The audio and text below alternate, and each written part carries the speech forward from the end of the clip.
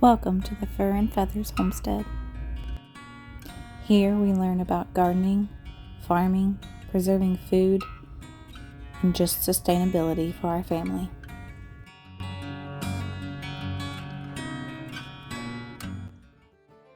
Today is all about preserving pumpkins. This will be my first time ever cooking down some pumpkin puree and freezing it, and I even plan on toasting up some pumpkin seeds.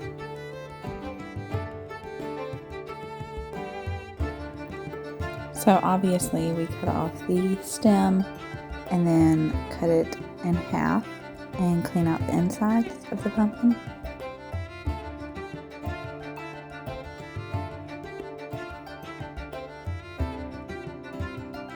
The boys really enjoyed getting their hands in the pumpkin and the pumpkin seeds, and it's actually a really good sensory activity for them too. Next, I cut the pumpkin into halves. I put the little trivet in the bottom of the Instapot and then started putting and filling up the Instapot full of pumpkin halves or thirds. Once the Instapot was full, I added about 2 to 3 cups of water just so none of it would burn on the bottom while it was cooking, and then set the Instapot to 10 minutes and let it go. It cooked up really well and pretty fast.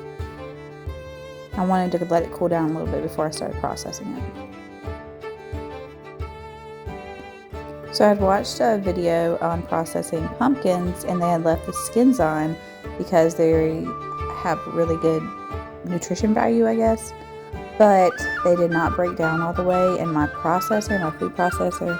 So I went through and just pulled off the skin, which was pretty easy because everything was super soft, and that's what I'm doing now. This is the beautiful puree. I was able to just do it by hand instead of in the processor because everything was so soft. The whole process ended up being a lot simpler and easier than I thought it would be. So I was really happy about that. I ended up just scooping out 2 cups of pumpkin puree, which ended up being about a can. So I could measure it out that way. Plus, I usually make at least 2 loaves of pumpkin bread or multiple batches of pumpkin muffins, so this worked out really well.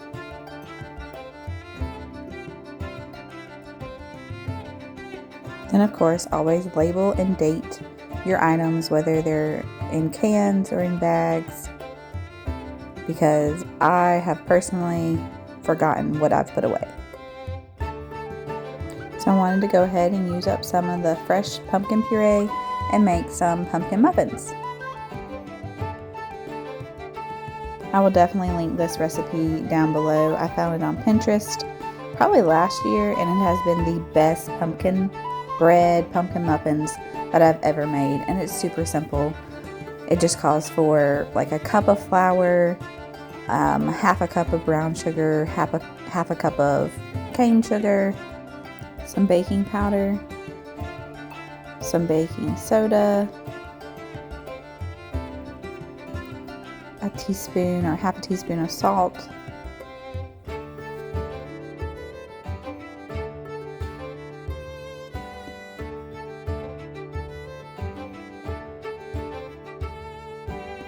of course it's got to have cinnamon and pumpkin spice in it. The more cinnamon and the more spice, the better. I always like to go ahead and incorporate and mix up the dry ingredients before I start adding the wet ingredients, and that's just to ensure that everything's well blended.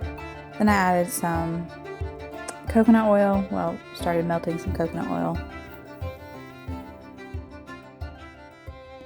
It also calls for about a 1/3 cup of water and then 1 large egg. And of course, pumpkin puree.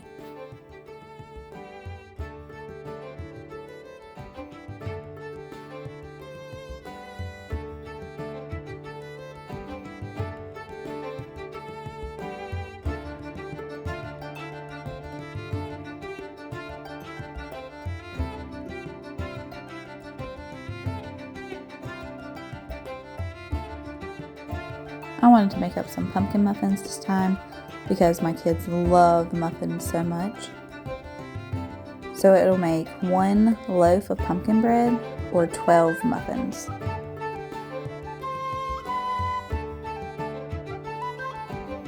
These are so delicious and very light, not super filling. And I'm pretty sure these were gone either that evening or the next morning. They were all gone.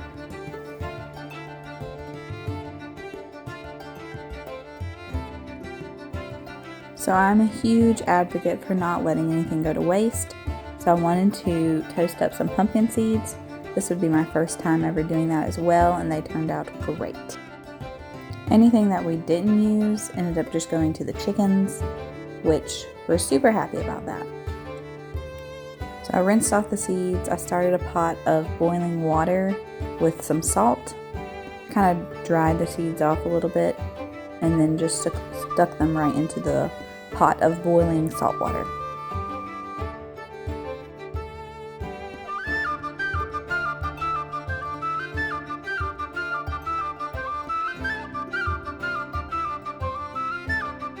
This was incredibly simple and easy to do. It was fast, and pumpkin seeds are very expensive in the store.